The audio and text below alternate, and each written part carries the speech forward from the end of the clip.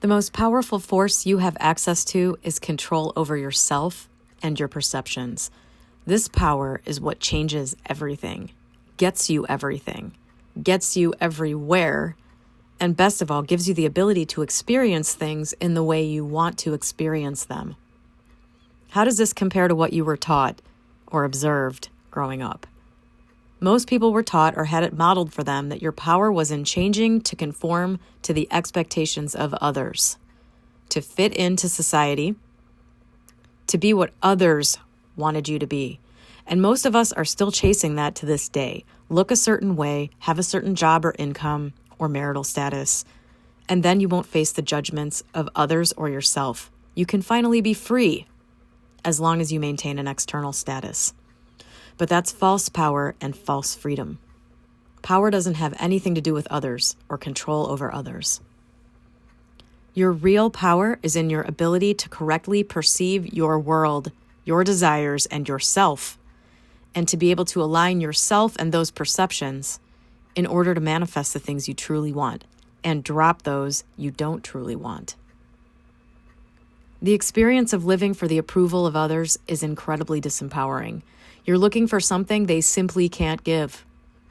They can't understand you. They can't give you approval enough or in the ways you'd like to validate your existence.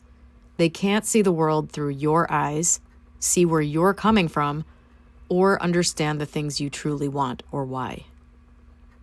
No one else has access to what you are here to create, only you.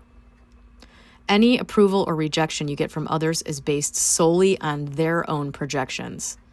Their approval is an outer 3D world prop that you are using to approve of yourself. Once you really understand this, accept this, and adjust to the major shift in reality this brings, because you can't think of anything the same way once you get this, your entire world will change. Because you didn't come here to perform for others, to be what others want. You came here for some other reason that only you have access to. And it takes courage to access it, courage that you can muster. Have no doubt about that. Others' opinions, behaviors, and actions all simply serve to dilute your focus. They're a distraction from yourself. Trying to control others in order to get what you want is an avoidance of self. It's yourself you really want to approve of and control. The only thing that matters is your relationship to yourself. The outer world is a reflection of you. It's a projection of your mind. And when that mind changes, so do all the outer things in the world and all your relationships. So with that out of the way, let's move on to you. There's a lot of content out there about saying the right words and affirmations, talking to yourself the right way. Words are incredibly important, but only because of what they do for you energetically.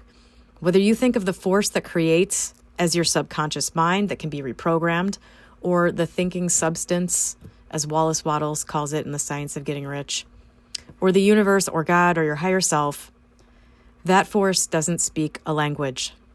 You speak a language, and that language creates a feeling or an energy or a vibration in you. That is the thing that influences everything about you and extends out somehow into the world, influencing people and events. Just saying the right words has no effect. Saying the right words for you will have an effect. The right words cause a shift in the way you feel, even if slight. If you're saying, I'm rich, I have lots of money, while feeling in your heart and gut that not only is that not true, but it will never be true, you're wasting your time. This is why so many woo-woo teachers out there say that it really only matters how you feel. There's a lot of resistance out there to the idea of feeling good to get good things, and that is because that idea is oversimplified and watered down in those terms. Faking feeling good or forcing feeling good are revolting concepts with good reason. People want authenticity. They want to actually feel good. And most believe they can only get that by controlling and rearranging the external world. But most people can also agree that when they genuinely feel good and happy, that more positive things do happen for them.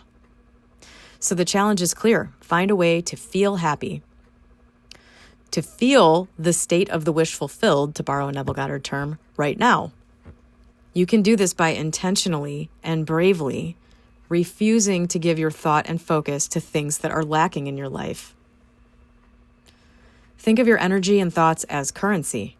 You only get so much currency every day, and when the day is over, it doesn't carry over. You can spend it on bad things or you can spend it on good things. If you screw this up, the good news is you get a new purse tomorrow morning. The bad news is you've squandered an opportunity to experience peace and joy that is available in the ever-present now and to plant seeds for more joyful experiences. Do better tomorrow. Find the parts of your life that already contain some of what you're wanting. Love, abundance, health, whatever. And appreciate those things. Live now in the feeling of fulfillment. That is what living in the state of the wish fulfilled really is. If you're really down and out, you've got to start somewhere. You're breathing. The air is free. The sun rises every morning, no matter what petty garbage is going on in the world or your life. You probably have some minor pleasures throughout your day, a hot shower, a drink you like, a person you like to talk to, just being free to get up and move around. All these things are easily ignored. If you've got nothing else, you must move your attention to those things. You must. Think of it as a training exercise. If your life sucks in your perception, then abandon all the things that are making your life suck and start viewing it as an opportunity to practice your focus.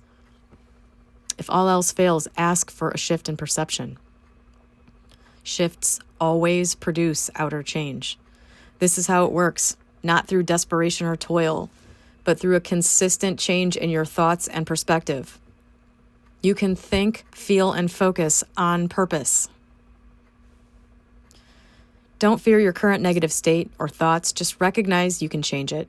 Your intention to change it will begin to present you with the opportunities to change it. Have a little faith that as long as you're moving in the right direction, even if it is slowly, that you'll be supported in getting there. You don't deserve punishment for having a weak muscle, which is exactly what this is, a weak habit, an undeveloped ability. You deserve praise for turning in the right direction, and you'll benefit a lot from thinking of it that way.